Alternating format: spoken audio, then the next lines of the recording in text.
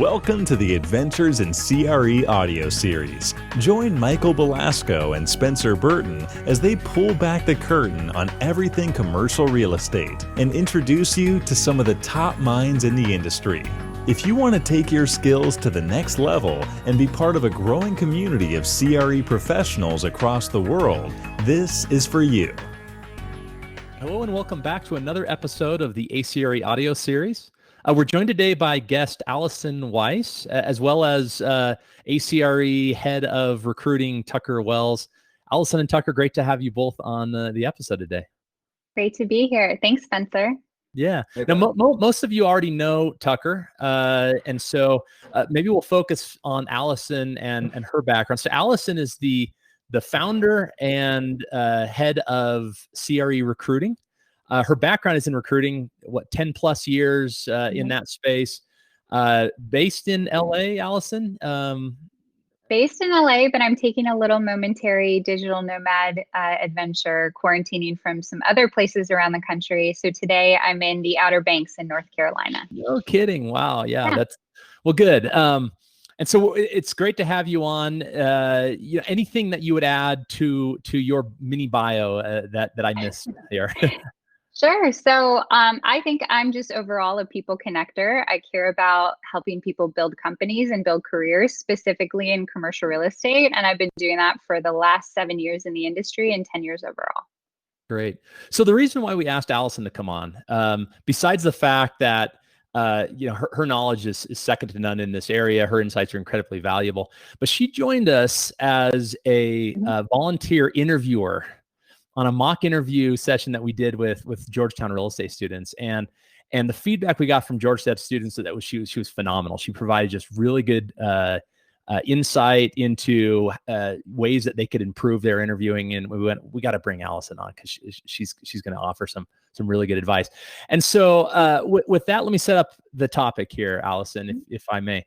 So we're now January 2021. I might get my months right. And it's a different world than even a year ago. This is real estate. Networking is key in real estate, and yet one-on-one, face-to-face interactions are very difficult.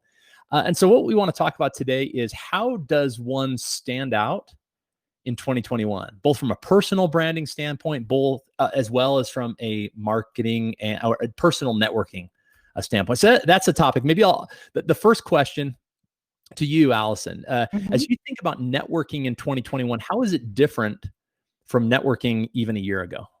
Sure. So I think, a lot of people feel like there's so many differences. And to me, I like to simplify it and remind people that the only thing that's different today is the channel. We used to get to see people face to face. The relationship building is the same. I think the core of what we're trying to do, which is build sort of common ground, mutual interest, establish, positive first impression, and also, figure out, is there a way to move the ball down the field with this relationship? Is there sort of mutual sort of reciprocity or things that we can work on together? All of that is still the same. It's just in different circumstances, different channels, and really, I think requires maybe a little bit more technical skill than it did in the past. I also think, though, there's some benefits in some of the differences, especially for those of us who live in big cities like LA or New York. Sort of prohibitive from a commute perspective to attend all the events. There's, sometimes greater cost associated with attending some of the cross-country events and larger conferences. And two, I think there are certain personality types and certain, extrovert versus introvert personalities are going to function differently in each type of sort of setting and event. So for certain people, this is a little bit more comfortable. This is a little bit easier. They don't have to worry about being sort of the wallflower in the back of the ballroom anymore. And so I've seen a lot of people who maybe have shied away from networking events in the past, dip their toes into whether it's social media, whether it's a Zoom sort of weekly or regular networking group. And so I think it's been, one of the maybe silver linings of this time for us in commercial real estate is this movement towards utilizing tools and technology and social media more effectively, because I think, overall we were quite a few paces behind some of the other industries. Yes. Well, all very good points. I love the silver lining. Another thing that has really stood out to me, and myself, Michael, who wasn't able to join today, we're constantly interacting in a virtual fashion with our audience and with those within our audience who reach out. But many in the industry, their connections, their networking is local. Yes. And now that we're not connected in a physical way, I'm seeing people who generally would have only networked in New York City, all of a sudden meeting people across the country. And it's ironic because in a political from a political standpoint, things are very divisive right now. But I think from a professional standpoint, there's a lot more cohesion than we've seen. Tucker, are you seeing something similar? You're a networking expert. Champion. Talk to us a little bit about what you're seeing differently today, January 2021 versus January 2020. Well, thanks, Spencer and Allison. Great to have you on. And I want to get your thoughts on this, Allison, because I've kind of separated myself from the actual recruiting business in the last year. Sure. But kind of how I see it is the playing field is almost even. I'm seeing a lot of remote jobs online. I mean, Spencer, you guys put up a job post the other day, remote. One of my old clients, remote. And so that candidate in New York who is graduating from Columbia or NYU has the same chance as, the SMU, TCU, Cal. You mentioned UNC or North Carolina. So I'm kind of seeing an evening of the playing field, and the people who are getting the jobs, it's not really based on kind of how it usually is in terms of getting a job through parents or alumni. It's really kind of through a digital brand or kind of just hard work in reaching out, getting online, and networking. Absolutely. I think, what has happened has caused a huge disruption in our industry and the way that we work. I've been lucky enough to work nationally the bulk of my career. So I've been used to, having late night networking events and things like that in different time zones and flying across the country and things like that. Now we can't do that, but we still have the opportunity to engage and meet and grow relationships with people at the same time as a lot of companies who, let's talk about sort of the principal side of the business for a moment. If you're in places like California or New York, or if you're heavily invested in some of the assets that have been really tremendously impacted by COVID, talking about hospitality, big box retail, things like that, you're looking at what are your other opportunities, and they might not be in your backyard. They might be across the country. They might be, upstate. So I think that people's geographic scope has definitely widened. I think that that's reinforced the need to have positive relationships and connections to people, not just locally or regionally, but nationally. And so the people who invest in building a brand for themselves online, primarily with LinkedIn, but with some new platforms that are up and coming, I think like Clubhouse, are going to be really interesting and level the playing field for folks who might be in New York today and applying to something in LA. You also have movement of people. I myself decided in October it was not looking like it was going to get better, and so while I'm technically traveling, what I'm doing is basically quarantining from different locations. So, and I think a lot of people are in that boat. A lot of the candidates that I talk to, a lot of my clients, they're reconsidering, even if they've had long-term roots in a particular market. I think all of these shifts are good. I do think our industry, I like to relate it to a high school. Everybody sort of knows everybody. It's, the 7 degrees of Kevin Bacon, but really it's only 1 or 2 degrees. Right. And I think that, each market used to be like the size of a high school. Well, now those markets are getting shaken up a bit. And I think that does level the playing field for that candidate who might be out of market, who might not have, sort of a direct connection or way in. And if that person is aggressively out there, I say aggressively, that's maybe not the right word. I would replace that with authentically. If this person is out there authentically representing their value in the market, using a variety of different platforms and different media, because, different, channels are going to speak to different types of people, they are, I think, the best position to capitalize on the unique opportunities that are going to exist, and are already coming out today, from a remote perspective. Yeah, that's a really good point. Tucker brought up the remote job opportunities. I don't know if you're seeing it as much, Allison. I live somewhat in a bubble in a remote world, but I do see more and more job opportunities that are open to individuals across the world.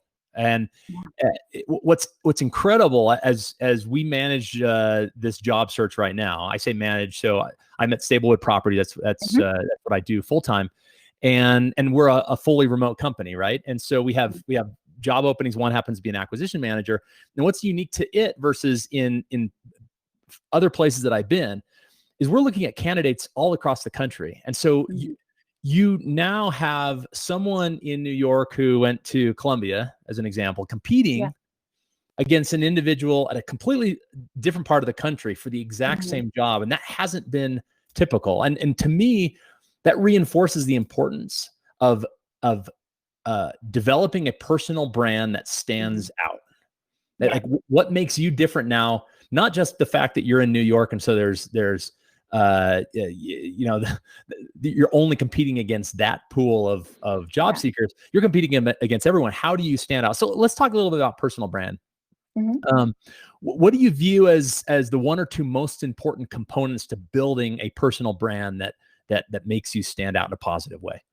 Sure, absolutely. So I think the first thing that I always go back to is values. Thinking about who you are as a person, what's important to you, what do you want people who meet you and work with you to experience? What are the sort of traits and I guess if they were writing your obituary, what are the different sorts of things you would want said about you? And really being intentional and going through the sort of introspective process of nailing down what those values actually are.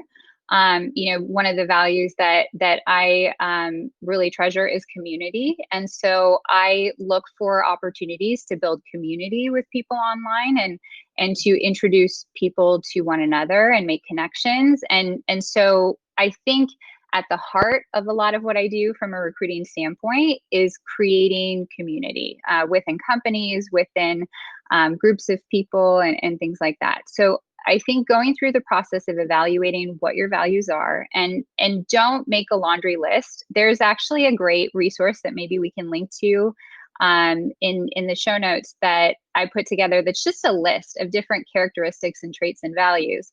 I recommend people go through it and sort of highlight the ones that resonate with them, and you'll start to see patterns emerge. If you start to see the same sorts of words like kindness or generosity or enthusiasm or whatever the case might be, you can start to isolate and pick your top 5 and sort of force rank them. I like to have my values sort of front and center.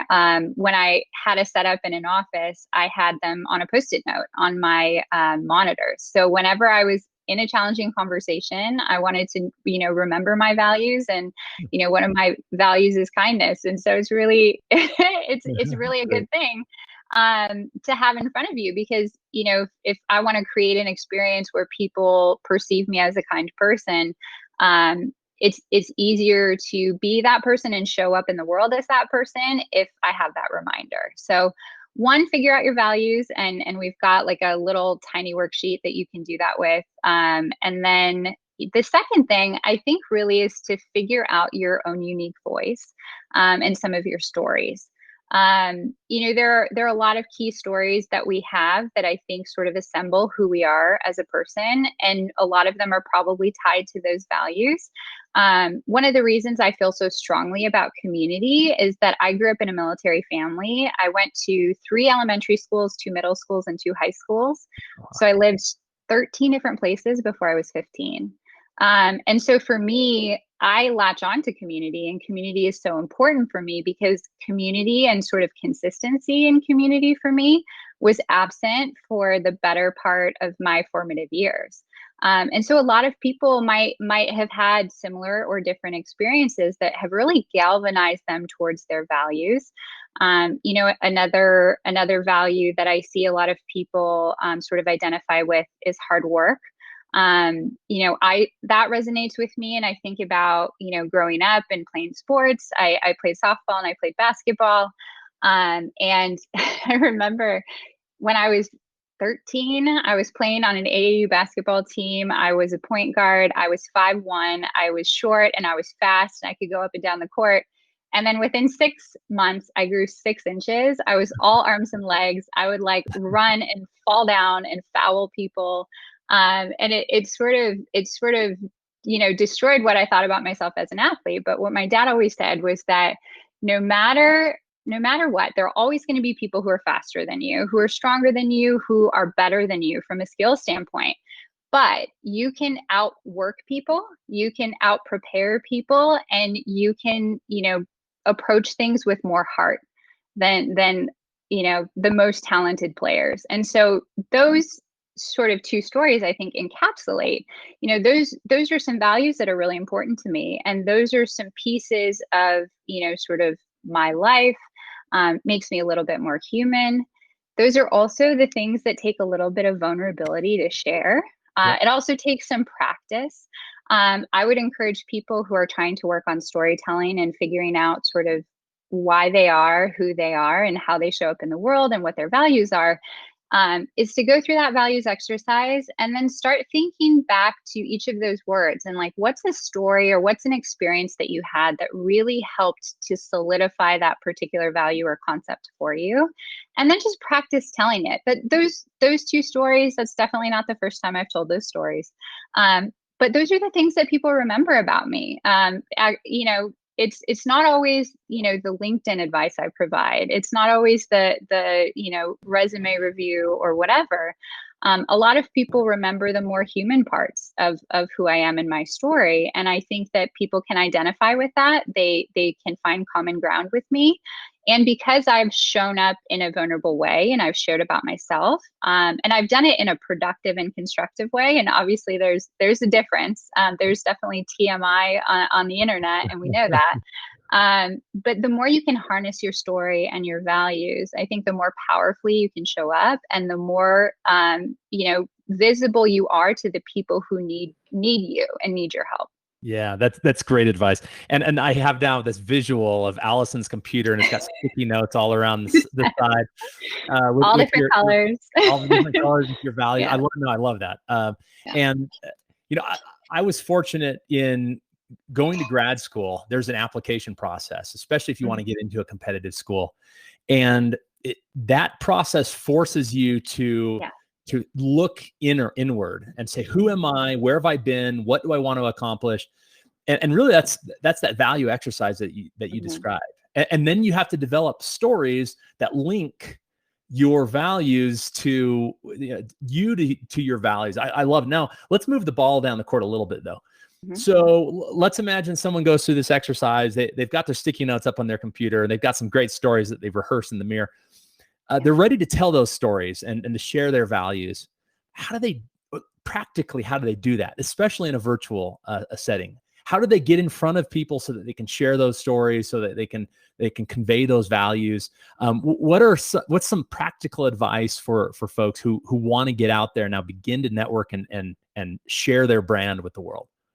Absolutely. So I think a lot of people work themselves up into a lot of anxiety over taking that first step. And what I would say is, think about the value. What's your number one value? If your number one value is hard work, I'm thinking for a moment now about Kobe Bryant and sort of his legacy, and a post that I made, I don't know, a few weeks ago that seemed to resonate with a lot of people.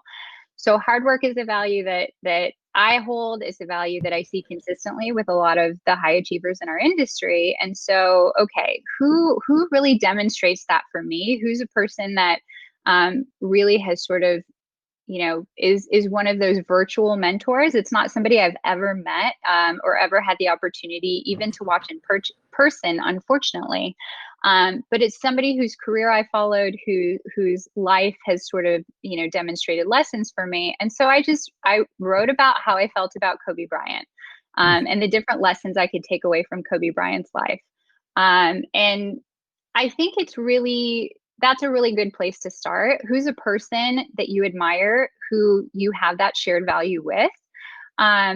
Everybody has somebody, and sometimes it's, someone really close to you, and sometimes it's, Kobe Bryant or Oprah or something like that. Either way, I think you'll get great stories back and great feedback from other people. And again, you're just letting people in a little bit. You're not telling people as much as you're showing people. I think a lot of people think social media is for telling people who you are. I think it's more about demonstrating who you are. And you do that through the content. You do that through consistently showing up. You do that from being consistent and in alignment with who you actually are as a person. For instance, if you say your value is hard work, but when people interact with you, when you work with clients, they're getting the opposite impression. There's something that's out of alignment there. And I love the practice of introspection. I love the analogy you made to the, sort of grad school application process. I think two of the things that have changed my life the most in the last few years, and, specifically since becoming an entrepreneur, is focused introspection, and sort of evaluating, things that have happened and different opportunities, and really sort of, getting quiet and spending time journaling through things. But then taking action. And it's not always, you don't have to go and put up your first video. That doesn't have to be the first thing that you do. And I was actually very hesitant to do video for a long time. And I knew that it was something that I was afraid of. And usually when you're afraid of something, unless it's a bear, you should go towards that fear. There's usually a reason. There's some sort of desire there, or opportunity for you to do more or expand more or grow.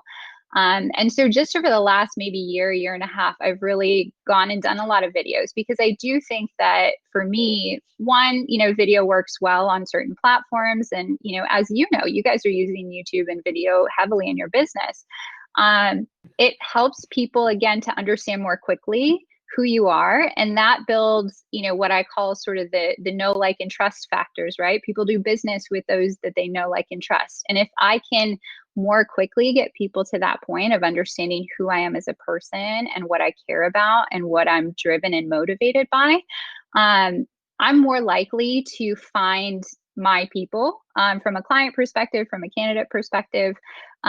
And also here's the other thing. I think the best personal brands both attract and repel.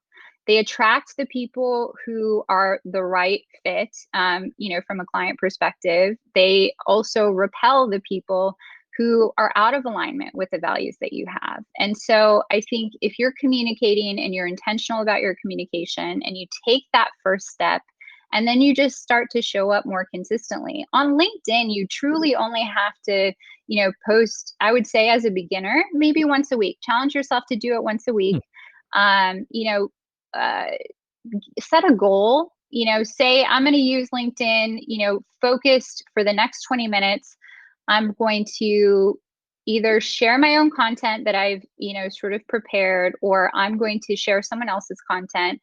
I'm going to comment on 3 posts. I'm going to react to 3 different posts. And I'm going to send a message of, gratitude, or, just checking in, or sharing, some news you can use with someone I know, based on an article I just read or something like that. So really focus 20 minutes, even just once a week on LinkedIn. You have to start somewhere. And one of the comments that I get sometimes from people is, Allison, I see you everywhere. Like, you're in my newsfeed. You're in my newsfeed constantly. Like, how are you doing this? Like, why are you doing this? How does this work? I didn't start today, and I don't think it's fair to compare yourself to, people like you and I, Spencer and Tucker, who started years ago in terms of, building our personal brands and building traction online and things like that. It shouldn't discourage you either. And I think there are other platforms that are coming to the forefront that are newer. For instance, Clubhouse. I just started using Clubhouse a week or 2 ago, and I've co-hosted a few rooms, and I'm loving it. I'm loving, the in the moment sort of access to people I would never be able to hear from without paying tens of thousands of dollars. And I also love the collaboration and sort of the I guess contemporary and ephemeral, conversations that are happening there. But that's a pretty level playing field if you want to talk about level playing field. So if you start in Clubhouse today, people only have a few weeks or a few months on you. So you have an opportunity similarly to TikTok, same thing that early users and first movers on TikTok got. So think about that. If LinkedIn is not your thing, I would consider you to rethink that, just because from a professional perspective, there's really no other platform that's going to give you the organic reach, for your messaging, whatever that messaging is. And I guess one last thing before I get off the social media soapbox. I think Gary Vaynerchuk is someone who I love for a lot of the reasons that I've talked about. He's authentic, he's consistent, he shows up, he tells stories about who he is. He lives sort of from this place of, values first as opposed to selling first. I think a lot of people's initial reaction with LinkedIn is, I'm going to go and I'm going to sell to people. One of his books that is one of my favorites is called Jab, Jab, Jab, Right Hook. And so think of the jabs as adding value. So you add value, add value, add value, and then you make an ask. And the ask isn't necessarily a sale. The ask might be a question. The ask might be an introduction. I think, the thing that most people abuse LinkedIn for is your ability to send messages and make connections. And I think if you're looking to get something before you've invested and provided value to that person, you're doing it wrong. Yeah. Well, that's a great point. As you focus on adding value, it's incredible the amount over time, and it's a long game, right? You don't add value and expect anything in return, let alone anything in return tomorrow. But as you add value, it compounds, and over time that value comes back to you in ways that you can't even, you don't know, you can't predict, and that's the whole point. Is let's think about adding value without anything in return, and then just let the world come back to you. Now, Spencer, real quick. Oh yeah, go ahead, Tucker. Yeah. Before you move on, I have one random story too. I've been taking notes. I'm a note taker. And if you didn't have a pen in hand or you weren't typing, I would advise the listeners to go back, because I think you said a lot of good stuff. And I just want to point out a few practical examples of how I've employed those in my life and why I'm here really today. But first, let's start off with like the values. Allison, I cold called you one day, just like I did with Spencer. Yeah. You owned the website CRErecruiting.com. I own the website CRErecruiter.com. And I'm like, all right, who is this? And so, I liked you automatically because I'm like, all right, she thinks like I do. And then you spoke with me for 30 minutes. We chatted, and first off, a lot of people don't do that. They don't make the time for each other. And so, first off, like, that was kind. That was smart of you to buy that domain. And, again, it's intentional. You went at it with intent. And so, I think, I wrote this in my notes. When you find those traits in yourself, you'll automatically seek those people out. Yeah. And again, like, that's what I did with Spencer. That relationship started with a cold call, then an email. And we built that relationship over a year. And so I think when you find out those traits in yourself, it's a magnet. And then, another thing you said is kind of build your story. A mentor of mine said, facts tell, stories sell. And then there was one more thing that you said. I kind of forget, but go back, look at the notes, and just reach out. Keep reaching out. Yeah, and we'll have show notes so they can go back and see that. Let me play the devil's advocate a bit on the social media piece. Okay. So Allison, you're a master at it. I less so, but over the years and sharing a passion of mine, when you're passionate about something, people who are equally passionate just kind of gravitate to you, and you build a community in that way. Mm-hmm. What do you say to the person that goes, okay, Allison, that's great, and but you have a business, you're an entrepreneur, right? And so ultimately, it's about building your business. I'm an associate at XYZ real estate investment firm. I'm just looking to grow my career. Mm-hmm. Is it really worth my time to be posting on LinkedIn every day? Yeah. What do you say to that person? They're building a career working for organizations, not necessarily. I mean, is it still worth it to build a personal brand in a very deliberate way? Absolutely. And I have so many shining examples of people who are working within companies and are establishing and have established fantastic personal brands that benefit not just them, but their organization. I think if you're trying to convey, let's say it's performance review time or bonus review time, and you're trying to demonstrate the value that you've brought to your employer, you can take a look at, if you've generated revenue, if you're in a production sort of role, what did you bring to the table? Accounts, clients generated, contacts, things like that. Doing things like showing up online, adding value, participating in conversations, that leads to things like this, podcast guest spots. It leads to, participating in panels with universities and talking, in a different sort of set of peers. It elevates not just you, but the company that you're working for, and it puts it in, the spotlight. And I think it's difficult to quantify, right? What is the value in that? But there are some metrics to social media, and there are tools that you can use to help you to sort of measure the progress. And I know everybody has unique talents. One of mine is definitely not math, and I know that you guys have that skill. But there's some very analytical folks who want to sort of measure all of the different, sort of ROI, that comes from social. I would tell you that the brands that I've built for myself started, way back when LinkedIn started. And a lot of my sort of embracing of the tool had to do with being a recruiter. I was already on the site all day long. I wanted to contribute to conversations, add value. I wanted people to know me and see me, and use me as a resource. So I do think that the seeds that I planted years and years ago are being harvested every single day.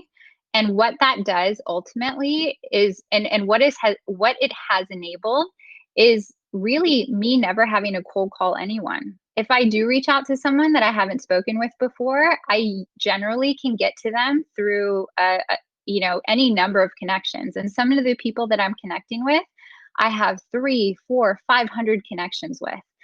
So the chances are they've already seen my content. They've already maybe even engaged with me.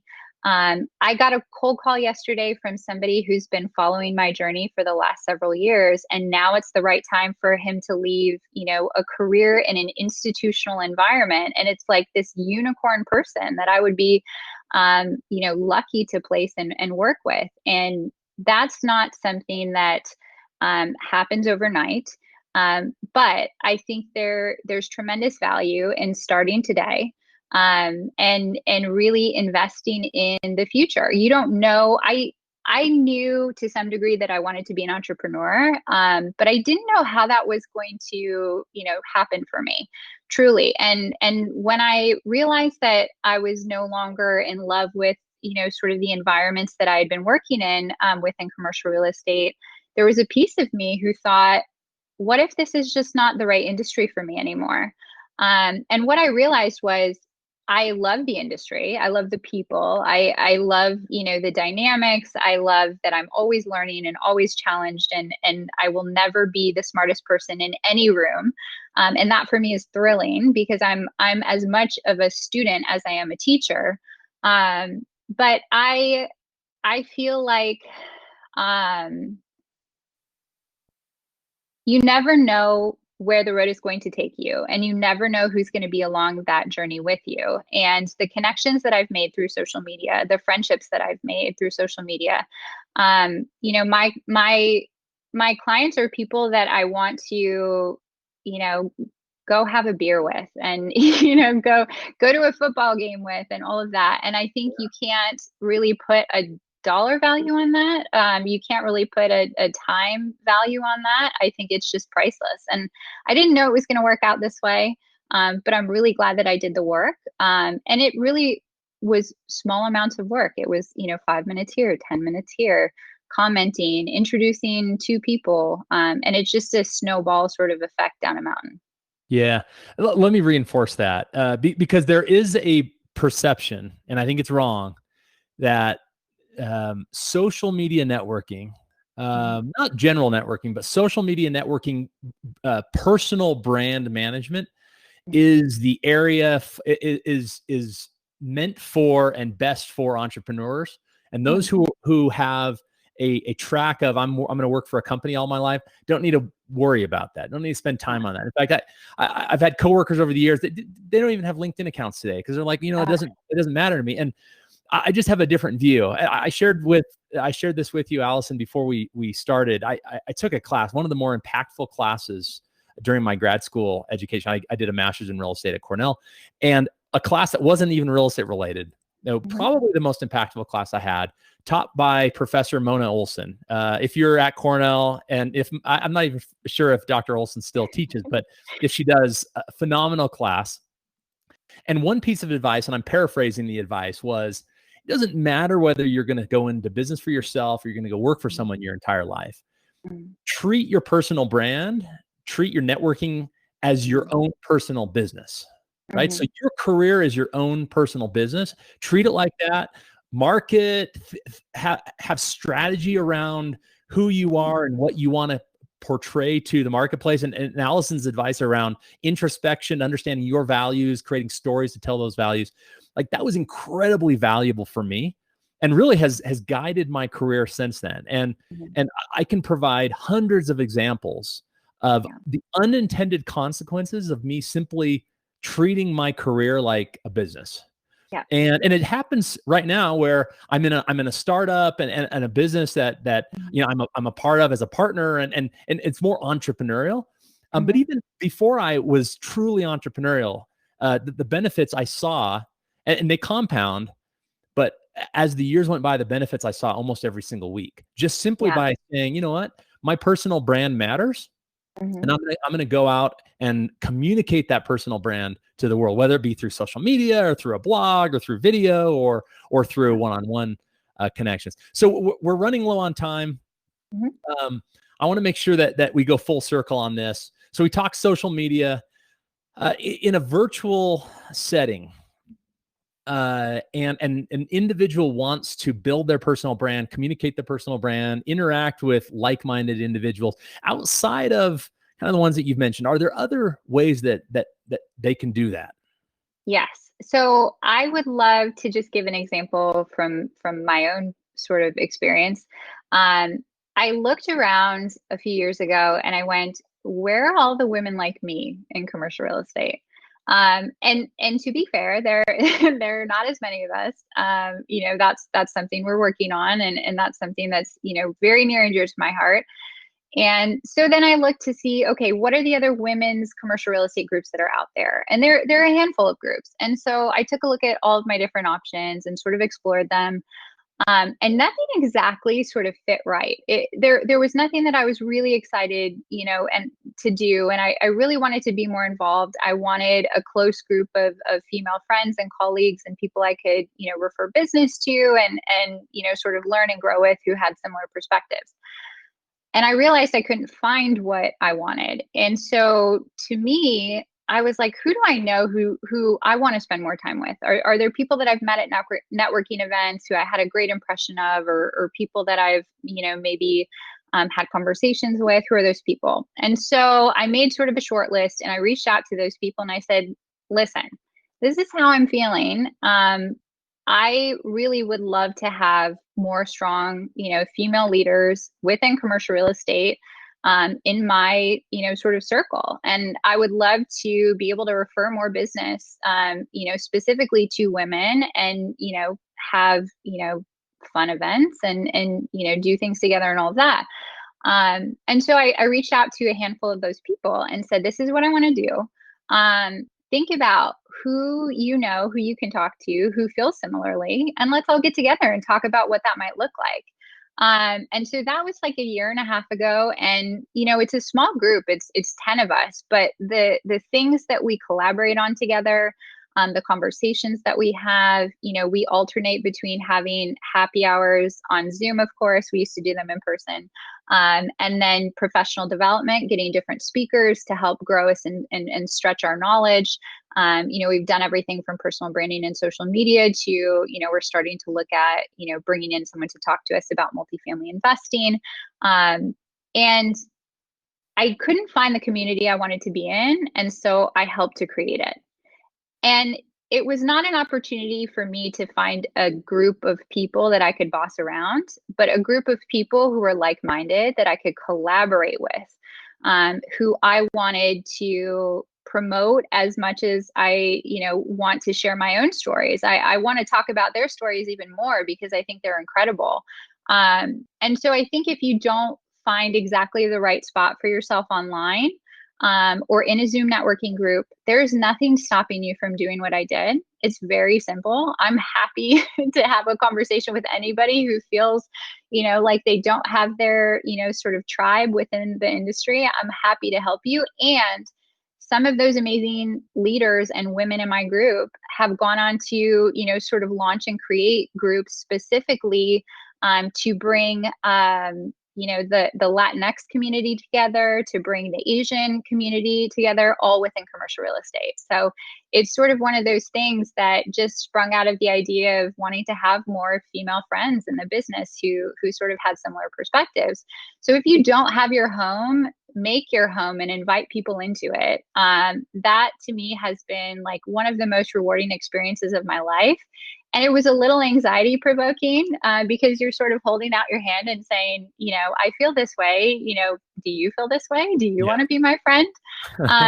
But truly, I think every interaction that I have with someone, if it's someone I haven't met yet or someone I don't know that well, this is just, to me, a friend that I haven't met yet. And if I treat it that way, it sort of takes all of the anxiety, all of the, sort of anxiousness and, the sort of striving for perfection that I think some people have in networking, and makes it more of a conversation. And that's all networking really is. Yeah, great example, Allison.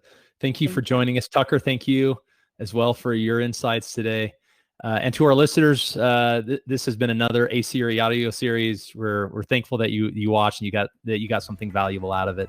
And we look forward to seeing you on the next one.